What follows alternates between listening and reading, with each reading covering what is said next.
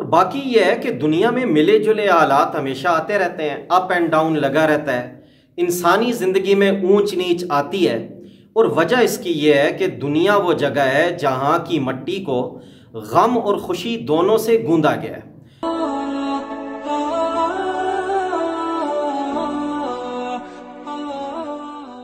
چنانچہ دنیا کا یہ دستور ہے کہ یہاں حالات عدلتے بدلتے رہتے ہیں۔ اگر کبھی کوئی خوشی ملتی ہے تو ساتھ کوئی غم بھی ضرور ملتا ہے۔ آج اگر ہونٹوں پہ مسکراہٹ ہے تو کل آنکھ میں آنسو بھی ضرور آتے ہیں۔ آج اگر کسی گھر میں خوشی کے شادیانے بجائے جا رہے ہیں تو کل وہاں سے ماتم کی صدائیں بھی ضرور آتی ہیں۔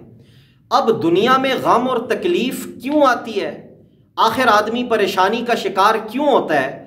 اس کے بارے میں ایک مسلمان کا عقیدہ یہ ہونا چاہیے کہ مجھ پر آنے والی تکلیف دو حال سے خالی نہیں ہے، یا تو یہ میرے کسی گناہ کی سزا ہے یا میرے اوپر اللہ کی طرف سے آزمائش ہے، اور یہ دونوں باتیں قرآن سے ثابت ہیں۔ سورہ شورى میں اللہ کا فرمان ہے وَمَا أَصَابَكُم مِّن مُّصِيبَةٍ فَبِمَا كَسَبَتْ أَيْدِيكُمْ، کہ جو بھی مصیبت تم تک آتی ہے، تمہیں پہنچتی ہے، وہ تمہارے گناہوں کی وجہ سے آتی ہے۔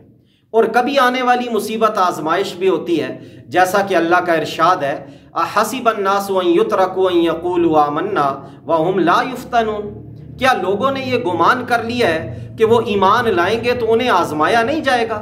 نہیں، اللہ آزمائش کرتا ہے، اللہ اپنے نیک بندوں کی آزمائش ضرور کرتا ہے، اور جب نیک بندے اس آزمائش پر صبر کرتے ہیں تو اللہ تعالیٰ ان کے درجات بلند کرتا ہے۔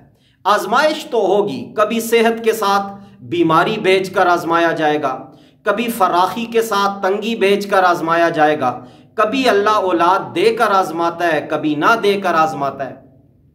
اب اگلا سوال یہ پیدا ہوتا ہے کہ آدمی کو کیسے علم ہوگا کہ اس پر آئی ہوئی تکلیف آزمائش ہے یا کسی گناہ کی سزا ہے؟ لوگ اپنے بارے میں کہہ دیتے ہیں کہ مجھ پر آزمائش ہے، دوسرے پر کوئی تکلیف آئے تو کہتے ہیں اس پر گناہ کی سزا ہے، اللہ کا عذاب آیا ہوا ہے۔ پتہ کیسے چلے گا کہ یہ تکلیف آزمائش ہے یا کسی گناہ کی سزا؟ تو علماء کرام نے اس کے دو جواب دیے ہیں۔ نمبر ایک یہ کہ انسان اپنے حال کو دیکھ لے، اپنے آپ کو دیکھ لے۔ اگر وہ کسی گناہ میں مبتلا تھا اور اس گناہ پر اصرار تھا، یعنی عادی مجرم بن گیا تھا اور دل میں کسی قسم کی ندامت اور شرمندگی کا احساس نہیں تھا، اس کے بعد کوئی تکلیف آئی ہے، پریشانی آئی ہے، تو سمجھ جائے کہ یہ میرے اسی گناہ کی سزا ہے۔ اور اگر انسان نیک اعمال والا تھا، رجوع اور انابت والا تھا، پھر بھی کوئی تکلیف آئی ہے تو سمجھ جائے کہ یہ آزمائش ہے، اللہ اس آزمائش کے ذریعے میرے ایمان اور صبر کی جانچ کر رہا ہے۔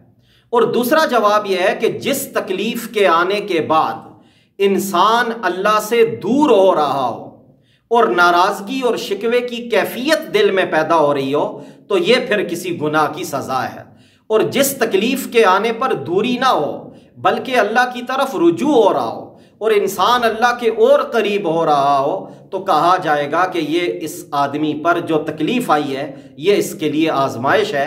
اللہ رب العزت ہمیں ہر طرح کی آزمائشوں سے محفوظ رکھے اور دین کے ساتھ جوڑے رکھے۔